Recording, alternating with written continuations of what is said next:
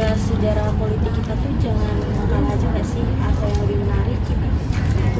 Gimana kalau kita coba boleh tuh gimana video pembelajaran gitu kan ya, terus ini apa?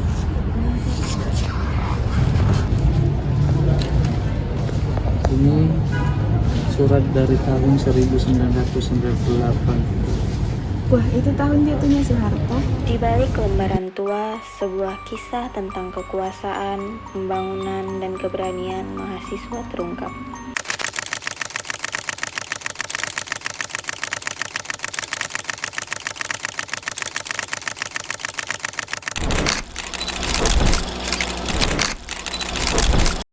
Krisis ekonomi di sepanjang tahun 1997 hingga 98 menjadi episode kelam bagi bangsa Indonesia.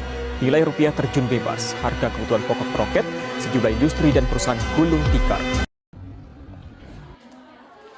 Namaku Lewis, aku mahasiswa di Jakarta tahun 1998. Tapi kisah ini dimulai jauh sebelum aku lahir, tahun 1966, ketika kekuasaan berpindah tangan.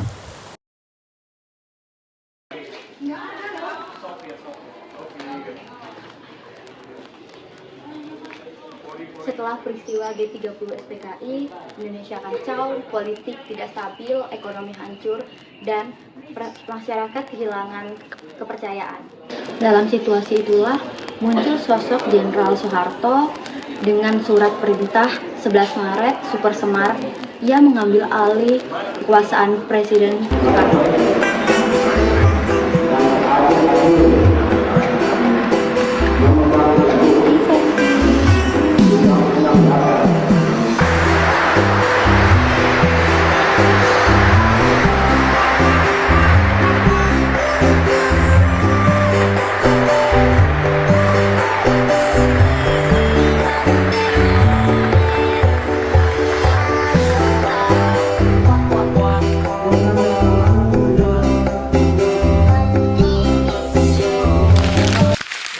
Itulah awal dari Orde Baru, masa di mana ketertiban dijaga ketat, tapi kebebasan mulai dibatasi.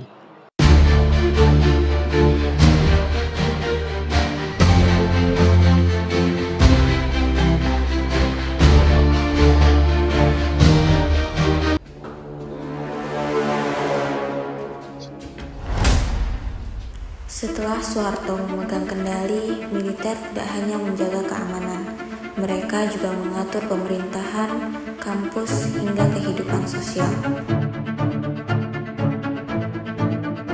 Bisa beri cara untuk bukan hanya menjaga negara, tapi juga memimpin rakyat demi stabilitas nasional dan pembangunan bangsa. Jadi, militer ikut mengurusi rakyat sipil. Lalu suara rakyat ada di mana? Kami tumbuh di masa di mana tentara hadir di setiap ruang di pemerintahan, kampus, bahkan media. Semua demi stabilitas, tapi kebebasan pertahanan hilang.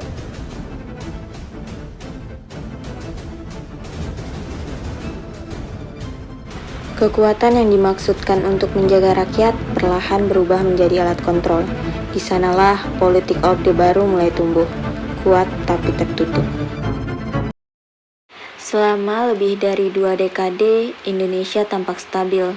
Dunia bahkan menyebutnya keajaiban Asia. Teman-teman, pada masa Orde Baru, ekonomi di Indonesia itu tumbuh pesat, di mana pemerintah menjalankan program yang diberi nama Repelita, yaitu Rencana Pembangunan 5 Tahun.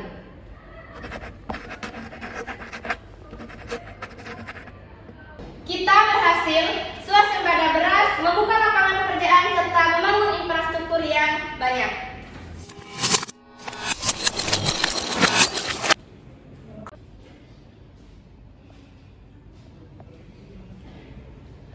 Tapi kemajuan itu nggak dirasakan semua orang, masih banyak di desa-desa yang merasakan kemiskinan. Yang kaya makin kaya, yang dekat dengan penguasa semakin naik. KKN mulai tumbuh di mana-mana.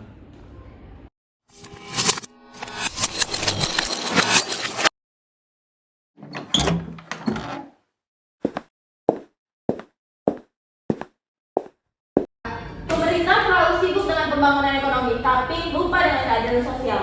Benar, mereka membangun gedung tapi tidak membangun kesadaran rakyat.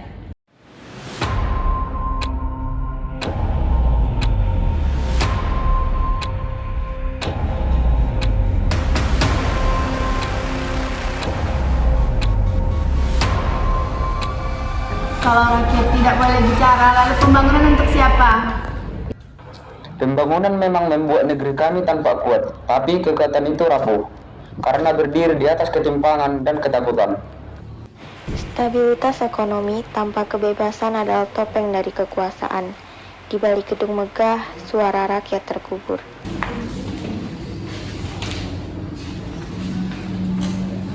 Wartawan waktu itu cuma boleh menulis yang sesuai pemerintah. Kalau menulis kritik, izinnya dicabut. Media digredel, jadi media informasi nggak bebas. Nggak sama sekali, semua demi stabilitas. Padahal stabilitas tanpa keadilan itu cuma ilusi nggak sih?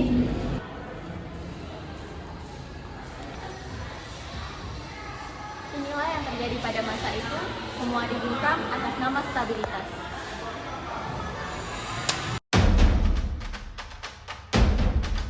Stabilitas dijaga dengan membungkam kebebasan, suara rakyat dikontrol, kebenaran disembunyikan di balik kata aman.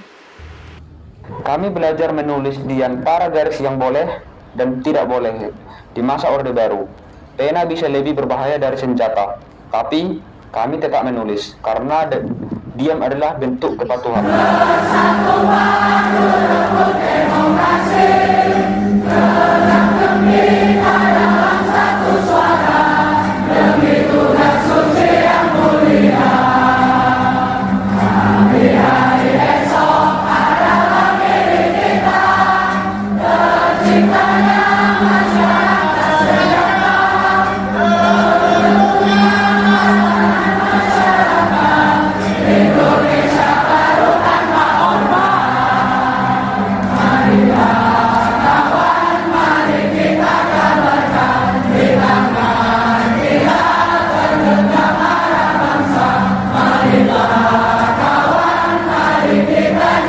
Dan untuk menyatakan berhenti dari jabatan saya sebagai Presiden Republik Indonesia.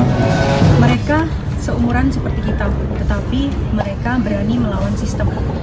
Dan semua itu berawal dari masa Orde Baru yang katanya stabil. Stabilitas tanpa kebebasan hanyalah tentang perbukaan. Surat ini kayak pesan dari masa lalu. Kami tidak hidup di masa Orde Baru, tapi kami belajar darinya. Agar kebebasan tidak dibungkam. Agar keadilan tetap dijaga. Dan sejarah tidak hanya sebagai cerita, tetapi juga pengingat. Surat dari tahun 1998 mengingatkan kita, kekuasaan tanpa kontrol rakyat akan rapuh, demokrasi hidup karena keberanian, dan keberanian dimulai dari kesadaran.